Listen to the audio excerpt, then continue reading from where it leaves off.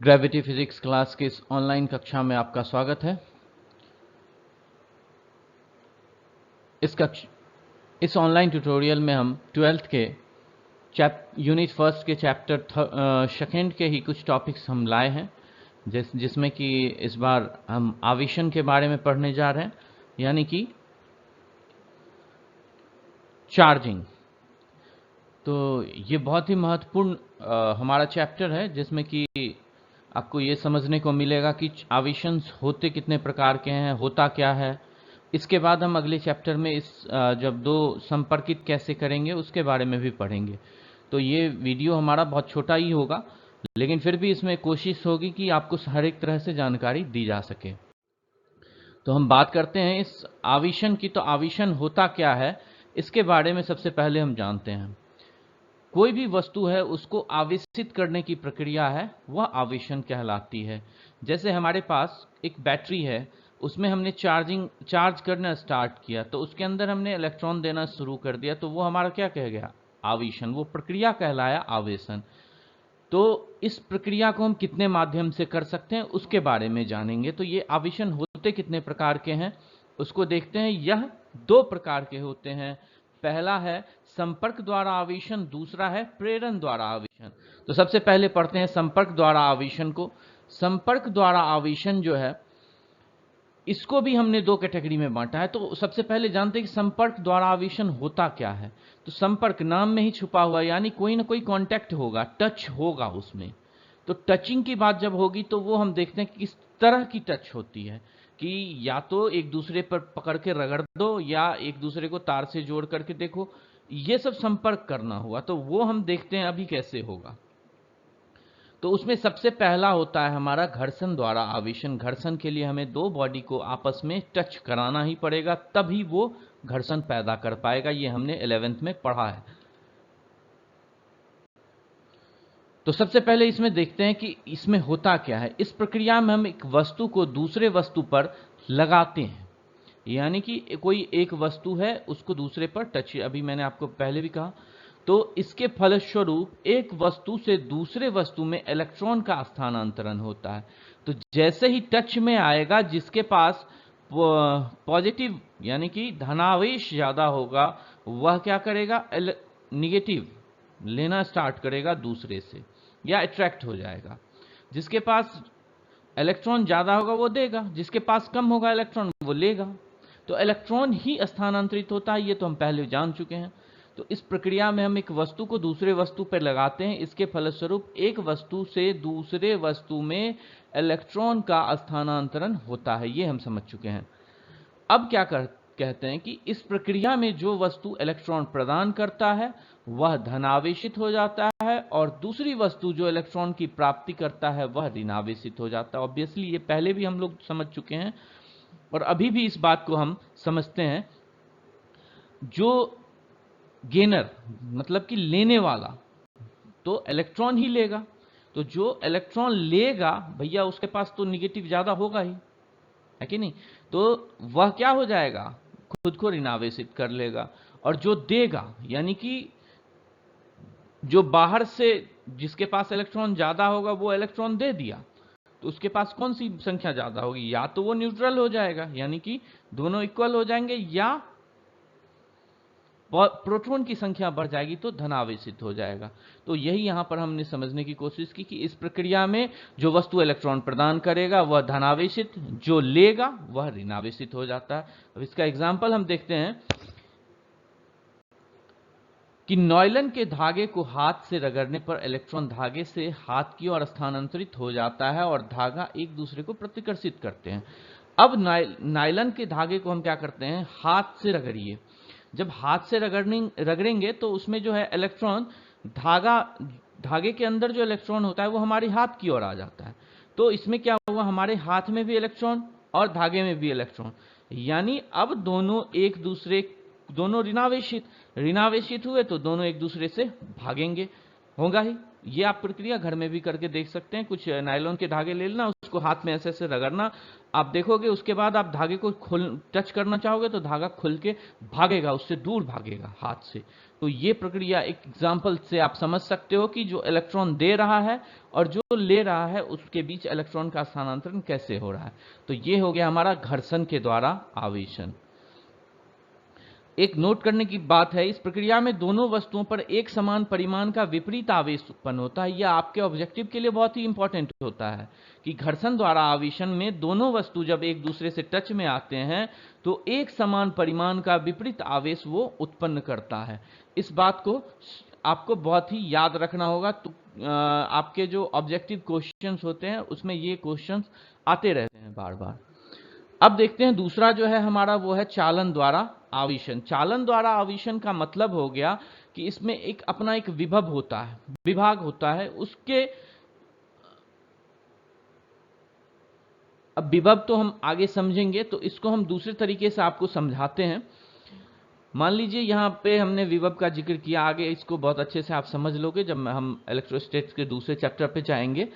तो विभव और विभवांतर का एक नया ही आपको वीडियो मिलेगा, वहां आप समझ जाओगे विभव क्या होता है। तो इसको हम पहले विभव से पहले दूसरे तरीके से समझने की कोशिश करते हैं। मान लीजिए हमारे पास एक टैंक है जिसमें कि 500 लीटर पानी भरे हैं, उसको हमने ऊपर रखा। उसके साथ नीचे में हमारे पास 1000 लीटर का टैंक है या 200 लीटर का टैंक है, या एक ऐसा टैंक ले लेते हैं जिसमें वो पानी फ्लो कराएगा। ठीक है, तो पानी जो है एक लेवल से दूसरे लेवल पे तभी तक जाएगा जब तक दोनों का लेवल इक्वल ना हो जाए। यही होगा ना, आप एक टैंक को ऊपर रख दो, एक टैंक थोड़ा सा उसके नीचे रखो, ज्यादा मैं नहीं कह रहा, थोड़ा सा नीचे, दोनों का लेवल में थोड़ा अंतर रखो, और ऊपर वाले टैंक से नीचे वाले टैंक को जोड़ दो। तो ऊपर वाले टैंक से पानी की धारा तब तक नीचे वाली टैंक में जाएगी जब तक कि दोनों टैंक का लेवल एक ना हो जाए। उसी तरह यहाँ विभव की हमने बात की है। माफ कीजिएगा, यहाँ पर आपका ये विभाग नहीं होगा, ये होगा विभव। ये विभाग नहीं होगा, ये विभव होगा। आवेशित वस्तु का अपना एक विभव होता है, उसी तरह उदासीन वस्तु का भी अपना एक विभव होता है, और इन दोनों के बीच के अंतर को विभवांतर कहते हैं। अभी आप यही समझ के चलिए, विभव और विभवांतर एक तरह का लेवल होता है। ठीक है, तो लेवल, दो लेवल के बीच के अंतर को हम विभवांतर कह देते हैं। अब इसमें कहा गया कि इन दोनों के बीच के अंतर को विभवांतर, यह आवेशित वस्तु से तब तक आवेश प्रवाहित होती रहेगी जब तक दोनों वस्तु का विभव समान न हो जाए। मैंने क्या कहा कि लेवल की बात, सेम उसी तरह जैसे टैंक की बात हमने की, यहां भी एक वस्तु से तब तक विभव दूसरे वस्तु में जाता रहेगा जब तक दोनों वस्तु का विभव समान नहीं हो जाए। आवेशित वस्तु से उदासीन वस्तु की ओर आवेश का प्रवाह रुक जाएगा और विभवांतर 0 हो जाएगा। तो जैसे ही दोनों में इक्वल होगा, क्या हो जाएगा, दोनों का प्रवाह रुक जाएगा, दोनों के बीच में क्या, दोनों के पास इक्वल विभव हो गया, तो अंतर क्या होगा, दोनों का 0। तो वहां पर यह चालन द्वारा आवेशन काम करता है। तो चालन द्वारा आवेशन में एक आवेशित वस्तु को उदासीन वस्तु से चालक तार द्वारा जोड़ा जाता है। आवेशित वस्तु वस्तु से उदासीन वस्तु में स्थानांतरित होता है। तो यही बात आपको समझना है कि एक जो है हमने न्यूट्रल ले लिया, उदासीन ले लिया, जहां पर इलेक्ट्रॉन और प्रोटॉन पहले से ही समान है। अब क्या करते हैं, एक के पास आवेशित वस्तु है, तो आवेशित वस्तु से उदासीन वस्तु की ओर इलेक्ट्रॉन भागना शुरू करेगा, है ना, कि इसके पास ज्यादा है, तब तक जाएगा जब तक कि दोनों के पास इलेक्ट्रॉन ज्यादा एक समान ना हो जाए। मैं ये नहीं कह रहा कि दोनों एक दूसरे, जब तक कि इलेक्ट्रॉन आवेशित वस्तु से जो उदासीन वस्तु है उसमें जाएगा, जब तक कि दोनों का इलेक्ट्रॉन समान नहीं हो जाए। अब कोई कहेगा कि भैया पहले से ही टैंक फुल है, ऊपर वाले लेवल से आप पानी डालोगे उस टैंक में तो जाएगा नहीं, ओवरफ्लो करेगा, वो लेगा ही नहीं, उसके पास उतनी क्षमता होगी ही नहीं। वही सेम थिंग्स यहां भी आपको अप्लाई होता है। तो यहां हमने नोट में लिखा है, अब एक एग्जाम्पल लेते हुए हम बढ़ते हैं कि अगर दो गोले लिए जाएं, दोनों एक समान रूप, आकार और सब तरह से एक हो, ठीक है, समान रूप का गोला है, आकार और हर एक तरह से हम एक ही तरह का लेते हैं, रूप, शेप एंड साइज जो है दोनों का एक ही है। एक पर क्या करते हैं, +4 कूलम का आवेश, एक पर -2 कूलम का आवेश देते हैं। तो दोनों पर कितना होगा, तो 4 माइनस 2, 2 बचे। अब 2 क्या हो जाएगा, एक इस पे जाएगा एक इस पे, यानी कि प्लस में बचे 2, तो एक मैंने क्या कहा था, दोनों पर एक समान हो जाएगा। तो -2 था, तो -2 क्या किया भैया, +2 दे दो, हम दोनों जो है पहले तो 0 लेवल में आएगा। 0 लेवल में आएगा, आने के बाद क्या हो जाएगा, +1 लेगा, तो +1 लेने के बाद दोनों बराबर हो जाएगा, वहां पर दोनों पर क्या क्या हो जाएगा, +1 कूलम का आवेश हो जाएगा।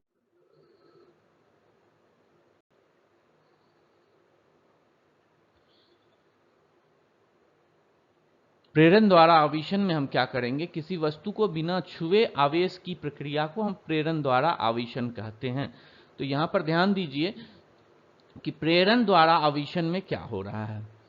प्रेरण द्वारा आवेशन में हम क्या करते हैं कि इसके समझने के लिए हम एक उदासीन गोले को कुचालक स्टैंड पे रखते हैं। कुचालक और सुचालक आप समझते होंगे, नहीं समझते तो मैं एक बार फिर यहाँ बता दूं कि कुचालक क्या होता है और सुचालक क्या होता है। कुचालक के पास क्षमता नहीं होती कि वो इलेक्ट्रॉन ले सके या दे सके, ठीक है, यानी कि वह एक तरह से कहे कि विद्युत को प्रवाह करने की क्षमता उसके अंदर नहीं होती, जो हम लोगों ने 10th में पढ़ रखा है। इलेक्ट्रॉन की बात नहीं कर रहे, 10th में हमने पढ़ रखा है कि इस ऐसे वस्तुएं जो विद्युत का सप्लाई नहीं कर पाए वो हमारा कुचालक होता है, और ऐसी वस्तुएं जो विद्युत का सप्लाई कर पाए उसे हम सुचालक कहते हैं। लेकिन मैं यहाँ बात थोड़ा सा इंप्रूव कर दूं, विद्युत में भी इलेक्ट्रॉन का ही आवागमन होता है। तो यहां पर अगर हम देखने के लिए जाएं तो कह सकते हैं कि कुचालक वो है जो इलेक्ट्रॉन का स्थानांतरण करने में सक्षम नहीं है, ठीक, और कुछ सुचालक वो होता है जो इलेक्ट्रॉन का स्थानांतरण करने में सक्षम होता है। जैसे हमारा लकड़ी है, लकड़ी को आप रख दो, लकड़ी के ऊपर कुछ भी रख दो ऐसा चीज जो इलेक्ट्रॉन से भरा पड़ा है, तो क्या वो लकड़ी में दे पाएगा इलेक्ट्रॉन, नहीं दे पाएगा। लकड़ी हमारा क्या हो गया, कुचालक। लकड़ी को जैसे ही हम सुचालक बनाते हैं, जैसे पानी डाल दिया, अब उसमें इलेक्ट्रॉन का प्रवाह करते हैं तो हो जाता है। उसका एग्जाम्पल होता है कि जैसे हमें करंट लगता है तो कहता है लोग बिजली के तार को भींगे हुए लकड़ी से मत छुओ, सूखे हुए से छुओ। तो कारण क्या होता है, पानी जो है अशुद्ध होना शुरू होता है। पानी अशुद्ध होना शुरू होता है तो वो इलेक्ट्रॉन का स्थानांतरण करना शुरू करता है, और पानी की वजह से उसके अंदर एक जगह से दूसरी जगह जाने लगता है इलेक्ट्रॉन। लकड़ी की वजह से नहीं जा रहा है, वहां पर पानी की वजह से जाना शुरू हो गया।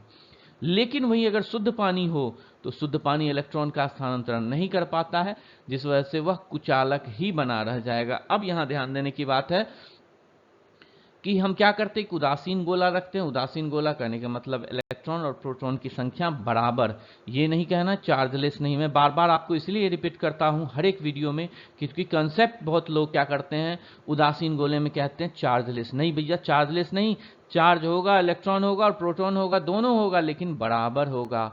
उदासीन गोले को हम क्या करते हैं, कुचालक स्टैंड पे रखते हैं। यहां पर हमने रख दिया, ये स्टैंड है हमारा और ये हमारा गोला है। अब कहा जाता है कि उदासीन वस्तु पर कोई आवेश नहीं होता है। ये कहना हमारा क्या है, गलत है, बिल्कुल ही। इसको हम कहेंगे कि ये क्या, कोई अगर कहता है तो ये गलत है, यह संभव नहीं है। अभी मैं फिर से बताया कि उदासीन वस्तु पर आवेश होता है, लेकिन क्या होता है, दोनों इक्वल होता है। तो यहां पर ये टिक नहीं होकर के क्या होगा, रॉन्ग होगा, यह गलत है।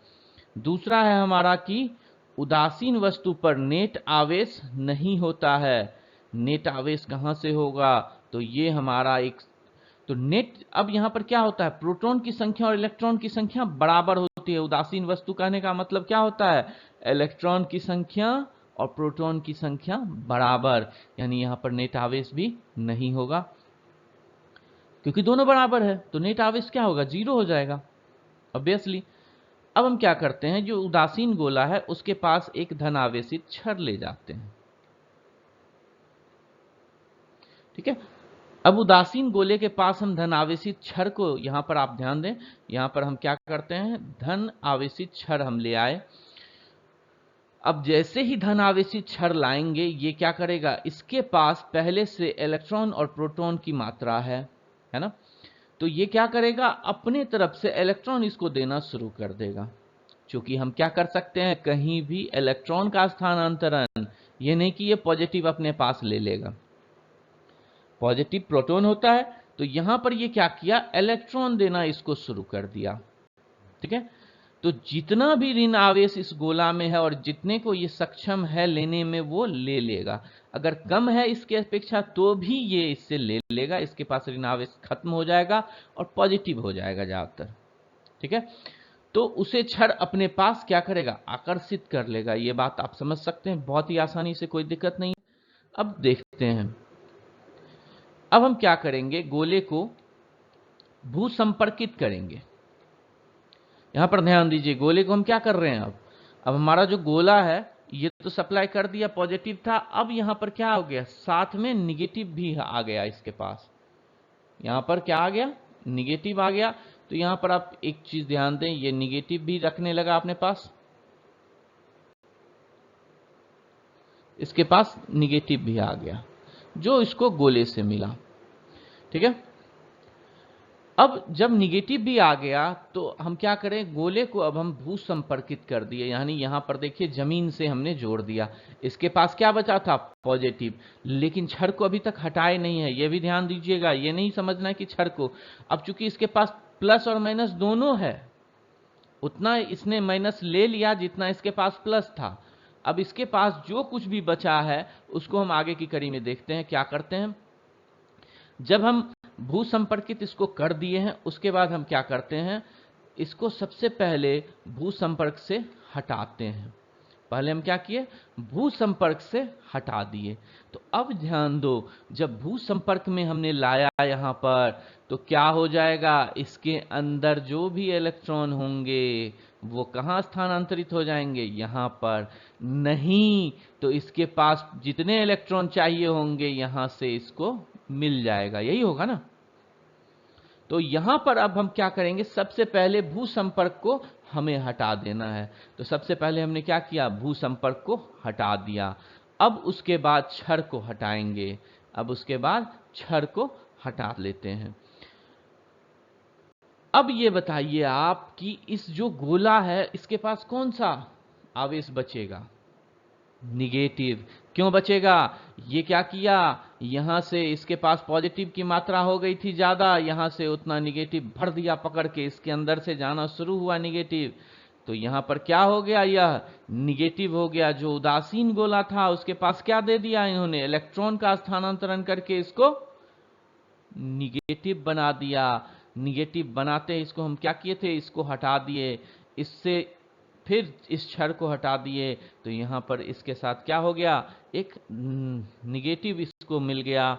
यहां पर हमारा जो उदासीन गोला था वो क्या बन गया, आवेशित हो गया, लेकिन वो क्या हो गया, ऋणावेशित हो गया। तो इस पूरी प्रक्रिया में हमने ये पाया कि छड़ को गोले के पास या सीधे नहीं सटाया गया, इसी कारण इसे प्रेरण द्वारा आवेशन कहते हैं। हमने क्या किया, यहां पर छड़ को गोले के पास या साथ नहीं सटाया गया, इस कारण से इस प्रक्रिया को हम प्रेरण द्वारा आवेशन कहते हैं। वहां से उसने क्या किया, गोले ने किसी माध्यम से इसको बस ट्रांसफर कर दिया, और ट्रांसफर करने के बाद उसके पास ऋणावेशित बचा। यानी ये नहीं किया कि इसको किसी तरह रगड़ा हमने या किसी तरह से एक दूसरे से सप्लाई किया। यहां पर क्या हो रहा था कि एक तरह से बिना सटाए इसके अंदर हमने क्या कर दिया, आवेशित कर दिया इस गोले को। जो उदासीन था वह क्या हो गया, अब ऋणावेशित हो गया। उसी तरह अगर वाइस वर्सा करें, हम यहां पर निगेटिव ऋणावेशित छड़ को हम अगर सटाते यहां से, तो ये पॉजिटिव दे देता, यहां से फिर इलेक्ट्रॉन जाता और ये धनावेशित होने लगता। तो बात समझ रहे हैं, यानी निर्भर किस पर कर रहा है, हम छड़ किस तरह का उसके साथ अटैच करते हैं। छड़ जैसा लगाएंगे गोला उसके जस्ट विपरीत दिखेगा आवेश में। छड़ पॉजिटिव तो गोला हमारा निगेटिव। छड़ अगर हम इसके साथ संपर्क में ला रहे हैं कौन सा, निगेटिव, तो गोला हमारा पॉजिटिव हो जाएगा। तो यह हमारा होता है प्रेरण द्वारा आवेशन। आपको यह वीडियो अगर पसंद आया हो तो आप हमारे इस वीडियो को लाइक और शेयर जरूर कीजिएगा, और अगर आपने हमारे इस चैनल को अभी तक सब्सक्राइब नहीं किया है तो जरूर सब्सक्राइब कर लें, और अपने दोस्तों को भी बोलें कि यहाँ पर एक अच्छे तरीके से, अगर आपको पसंद आ रहा है कि अच्छी वीडियोज़ हैं, तो अपने दोस्तों को भी प्रोत्साहित करें कि यहाँ आकर के ये वीडियो देखें। इस वीडियो में इतना ही। अगले वीडियो में हम आविशन के ही बारे में कुछ और जानकारी लेंगे। तब तक के लिए धन्यवाद।